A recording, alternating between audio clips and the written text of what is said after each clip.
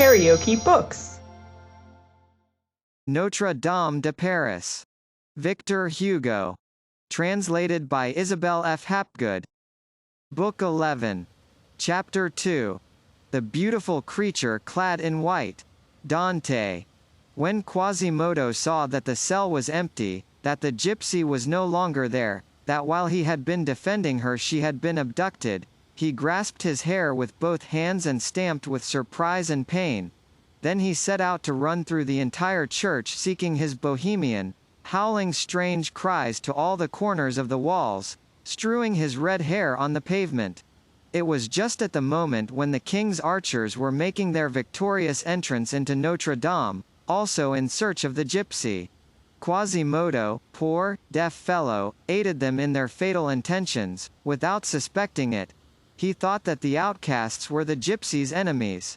He himself conducted Tristan l'Hermite to all possible hiding places, opened to him the secret doors, the double bottoms of the altars, the rear sacristies. If the unfortunate girl had still been there, it would have been he himself who would have delivered her up. When the fatigue of finding nothing had disheartened Tristan, who was not easily discouraged, Quasimodo continued the search alone.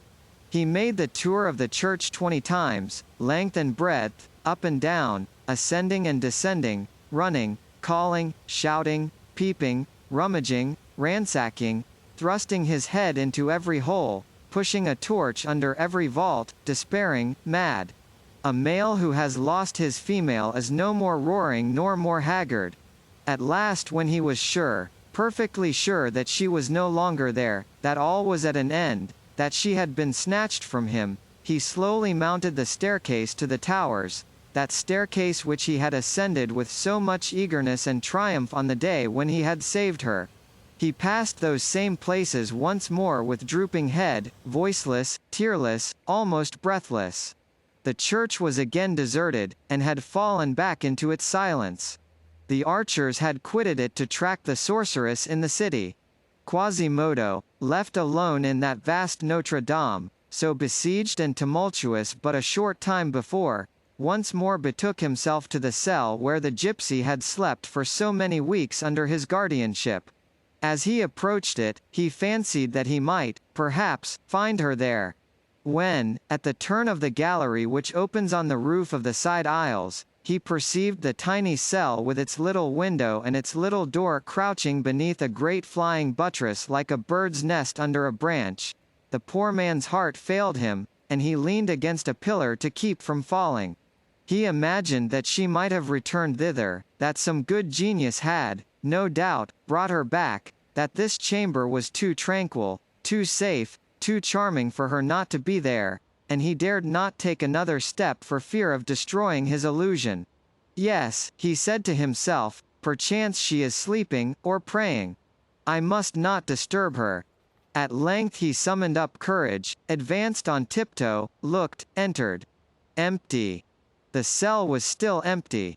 The unhappy deaf man walked slowly round it, lifted the bed and looked beneath it, as though she might be concealed between the pavement and the mattress, then he shook his head and remained stupefied. All at once, he crushed his torch under his foot, and, without uttering a word, without giving vent to a sigh, he flung himself at full speed, head foremost against the wall, and fell fainting on the floor.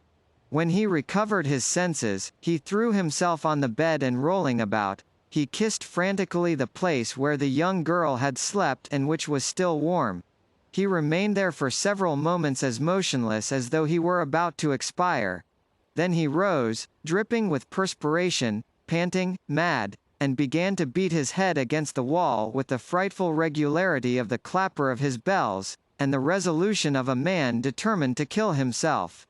At length he fell a second time, exhausted. He dragged himself on his knees outside the cell, and crouched down facing the door, in an attitude of astonishment. He remained thus for more than an hour without making a movement, with his eye fixed on the deserted cell, more gloomy, and more pensive than a mother seated between an empty cradle and a full coffin. He uttered not a word. Only at long intervals, a sob heaved his body violently, but it was a tearless sob, like summer lightning which makes no noise. It appears to have been then, that, seeking at the bottom of his lonely thoughts for the unexpected abductor of the gypsy, he thought of the Archdeacon.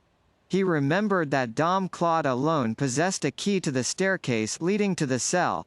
He recalled his nocturnal attempts on the young girl, in the first of which he, Quasimodo, had assisted, the second of which he had prevented. He recalled 1,000 details, and soon he no longer doubted the Archdeacon had taken the gypsy. Nevertheless, such was his respect for the priest, such his gratitude, his devotion, his love for this man had taken such deep root in his heart, that they resisted, even at this moment, the talons of jealousy and despair. He reflected that the Archdeacon had done this tiling, and the wrath of blood and death which it would have evoked in him against any other person, turned in the poor deaf man, from the moment when Claude Frollo was in question, into an increase of grief and sorrow. At the moment when his thought was thus fixed upon the priest, while the daybreak was whitening the flying buttresses, he perceived on the highest story of Notre-Dame, at the angle formed by the external balustrade as it makes the turn of the chancel, a figure walking. This figure was coming towards him. He recognized it. It was the Archdeacon. Claude was walking with a slow, grave step. He did not look before him as he walked, he was directing his course towards the northern tower, but his face was turned aside towards the right bank of the Seine, and he held his head high, as though trying to see something over the roofs. The owl often assumes this oblique attitude. It flies towards one point and looks towards another. In this manner the priest passed above Quasimodo without seeing him. The deaf man, who had been petrified by this sudden apparition, beheld him disappear through the door of the staircase to the north tower. The reader is aware that this is the tower from which the Hôtel de Ville is visible. Quasimodo rose and followed the Archdeacon. Quasimodo ascended the tower staircase for the sake of ascending it, for the sake of seeing why the priest was ascending it. Moreover, the poor bellringer did not know what he, Quasimodo, should do, what he should say, what he wished. He was full of fury and full of fear. The Archdeacon and the gypsy had come into conflict in his heart. When he reached the summit of the tower, before emerging from the shadow of the staircase and stepping upon the platform, he cautiously examined the position of the priest. The priest's back was turned to him. There is an openwork balustrade which surrounds the platform of the bell tower. The priest, whose eyes looked down upon the Taven, was resting his breast on that one of the four sides of the balustrades which looks upon the Pont Notre-Dame. Quasimodo, advancing with the tread of a wolf behind him, went to see what he was gazing at thus. The priest's attention was so absorbed elsewhere that he did not hear the deaf man walking behind him.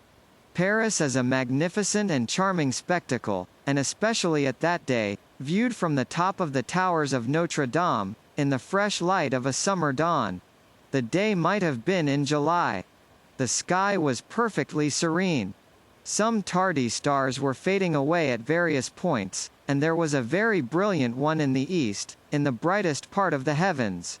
The sun was about to appear. Paris was beginning to move. A very white and very pure light brought out vividly to the eye all the outlines that its thousands of houses present to the east. The giant shadow of the towers leapt from roof to roof, from one end of the great city to the other. There were several quarters from which were already heard voices and noisy sounds. Here the stroke of a bell, there the stroke of a hammer, beyond, the complicated clatter of a cart in motion. Already several columns of smoke were being belched forth from the chimneys scattered over the whole surface of roofs, as through the fissures of an immense sulphurous crater. The river, which ruffles its waters against the arches of so many bridges, against the points of so many islands, was wavering with silvery folds. Around the city, outside the ramparts, sight was lost in a great circle of fleecy vapors through which one confusedly distinguished the indefinite line of the plains, and the graceful swell of the heights. All sorts of floating sounds were dispersed over this half-awakened city. Towards the east, the morning breeze chased a few soft white bits of wool torn from the misty fleece of the hills. In the parvis, some good women, who had their milk jugs in their hands, were pointing out to each other, with astonishment, the singular dilapidation of the great door of Notre-Dame, and the two solidified streams of lead in the crevices of the stone. This was all that remained of the tempest of the night. The bonfire lighted between the towers by Quasimodo had died out. Tristan had already cleared up the place, and had the dead thrown into the Seine. Kings like Louis XI are careful to clean the pavement quickly after a massacre. Outside the balustrade of the tower, directly under the point where the priest had paused, there was one of those fantastically carved stone gutters with which Gothic edifices bristle, and, in a crevice of that gutter, two pretty wallflowers in blossom, shaken out and vivified, as it were, by the breath of air, made frolicsome salutations to each other. Above the towers, on high, far away in the depths of the sky, the cries of little birds were heard. But the priest was not listening to, was not looking at, anything of all this.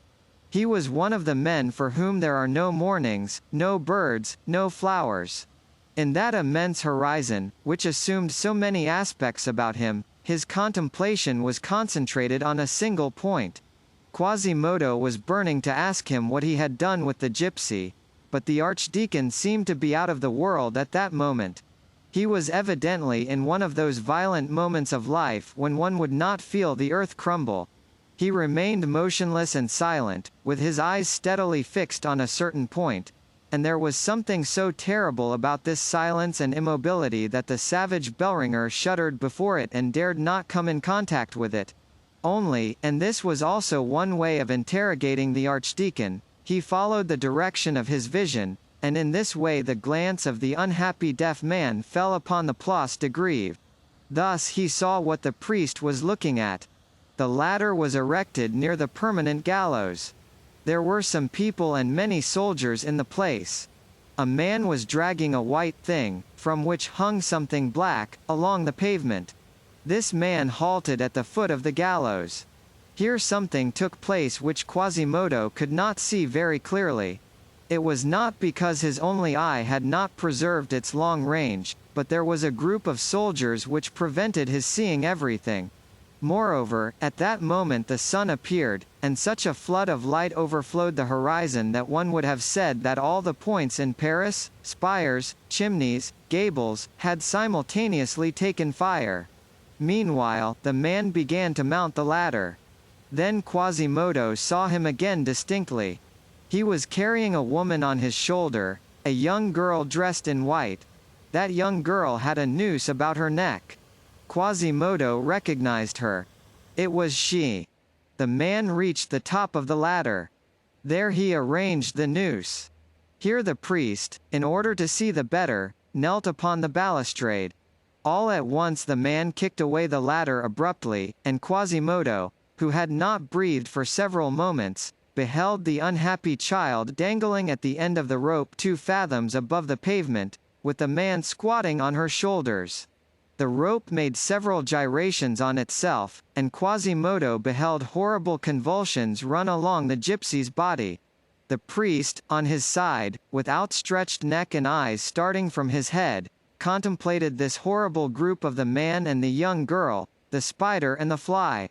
At the moment when it was most horrible, the laugh of a demon, a laugh which one can only give vent to when one is no longer human, burst forth on the priest's livid face. Quasimodo did not hear that laugh, but he saw it.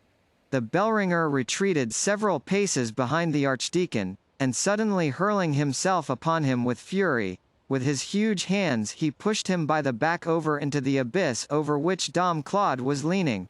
The priest shrieked, "Damnation!" and fell. The spout, above which he had stood, arrested him in his fall. He clung to it with desperate hands, and, at the moment when he opened his mouth to utter a second cry, he beheld the formidable and avenging face of Quasimodo thrust over the edge of the balustrade above his head. Then he was silent. The abyss was there below him. A fall of more than 200 feet and the pavement. In this terrible situation, the Archdeacon said not a word, uttered not a groan. He merely writhed upon the spout, with incredible efforts to climb up again, but his hands had no hold on the granite, his feet slid along the blackened wall without catching fast. People who have ascended the towers of Notre-Dame know that there is a swell of the stone immediately beneath the balustrade. It was on this retreating angle that miserable Archdeacon exhausted himself.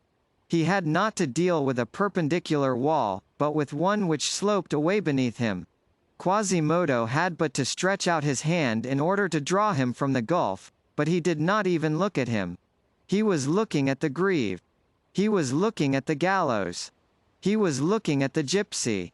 The deaf man was leaning, with his elbows on the balustrade, at the spot where the Archdeacon had been a moment before, and there, never detaching his gaze from the only object which existed for him in the world at that moment, he remained motionless and mute, like a man struck by lightning, and a long stream of tears flowed in silence from that eye which, lip to that time, had never shed but one tear. Meanwhile, the Archdeacon was panting. His bald brow was dripping with perspiration, his nails were bleeding against the stones, his knees were flayed by the wall. He heard his cassock, which was caught on the spout, crack and rip at every jerk that he gave it. To complete his misfortune, this spout ended in a leaden pipe which bent under the weight of his body. The Archdeacon felt this pipe slowly giving way.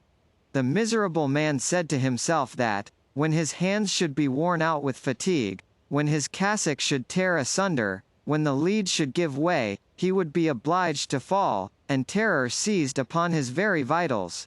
Now and then he glanced wildly at a sort of narrow shelf formed, 10 feet lower down, by projections of the sculpture, and he prayed heaven, from the depths of his distressed soul, that he might be allowed to finish his life, were it to last 2 centuries, on that space 2 feet square. Once, he glanced below him into the place, into the abyss. The head which he raised again had its eyes closed and its hair standing erect. There was something frightful in the silence of these 2 men. While the Archdeacon agonized in this terrible fashion a few feet below him, Quasimodo wept and gazed at the greave. The Archdeacon, seeing that all his exertions served only to weaken the fragile support which remained to him, decided to remain quiet. There he hung, embracing the gutter, hardly breathing, no longer stirring, making no longer any other movements than that mechanical convulsion of the stomach, which one experiences in dreams when one fancies himself falling. His fixed eyes were wide open with a stare. He lost ground little by little, nevertheless, his fingers slipped along the spout. He became more and more conscious of the feebleness of his arms and the weight of his body. The curve of the lead which sustained him inclined more and more each instant towards the abyss. He beheld below him, a frightful thing, the roof of Saint Jean-le-Rond, as small as a card folded in 2. He gazed at the impressive carvings, one by one, of the tower, suspended like himself over the precipice, but without terror for themselves or pity for him. All was stone around him. Before his eyes, gaping monsters. Below, quite at the bottom, in the place, the pavement. Above his head, Quasimodo weeping. In the parvis there were several groups of curious good people, who were tranquilly seeking to divine who the madman could be who was amusing himself in so strange a manner. The priest heard them saying, for their voices reached him, clear and shrill, "Why, he will break his neck."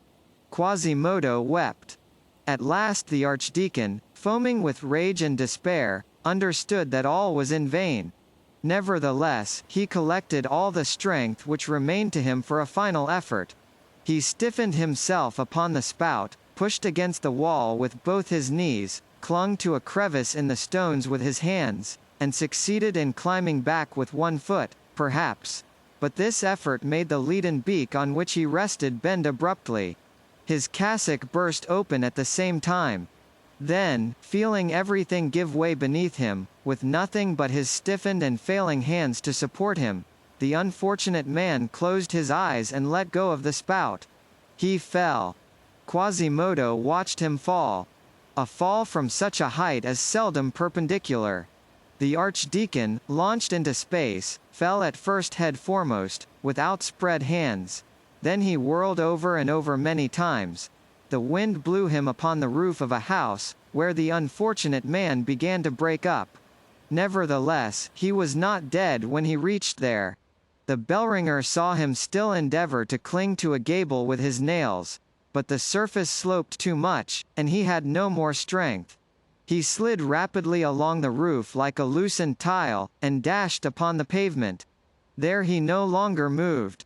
Then Quasimodo raised his eyes to the gypsy, whose body he beheld hanging from the gibbet, quivering far away beneath her white robe with the last shudderings of anguish. Then he dropped them on the Archdeacon, stretched out at the base of the tower, and no longer retaining the human form, and he said, with a sob which heaved his deep chest, "Oh, all that I have ever loved." KaraokeBooks.